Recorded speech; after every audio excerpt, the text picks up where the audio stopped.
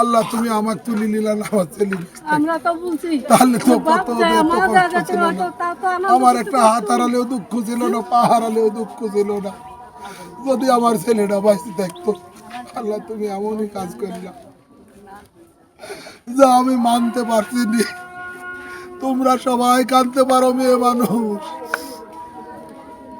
আমরা পুরুষ মানুষ কাঁদতে পারিনি। আমার বুকটা ফাইটি যায়, আমার বুকটা ফাইটি যায়। কাক দেখাবো এক আল্লাহ ছাড়া কেউ জানে না। একসাথে দুইটি ফ্যামিলি ধ্বংস করে দিল আল্লাহ। আল্লাহ বিপদ দিল, আমার পুরো একার পুরি দিত, আর একজনের পুরেও ধ্বংস করে দিল। কি জবাব দেব? জবাব দেওয়ার কোনো ভাষা নাই।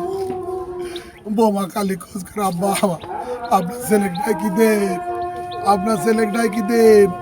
আমি কিভাবে ডাকি দিব? ছেলে কি রাগ করে আছে যে বুঝাবো মা বাপ তুই চ, কি বিদেশ গিয়েছে যে বুঝাবো যে না আমার ছেলে 5 দিন পরে আসবে।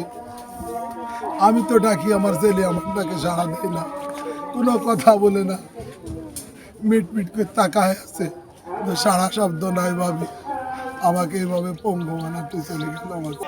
ফ্যানে কারেন্ট হয়ে গেছে, আর ওই কারেন্টে ধরে একটা সাথে হসপিটালে নিয়ে যাওয়ার পর মৃত অবস্থা।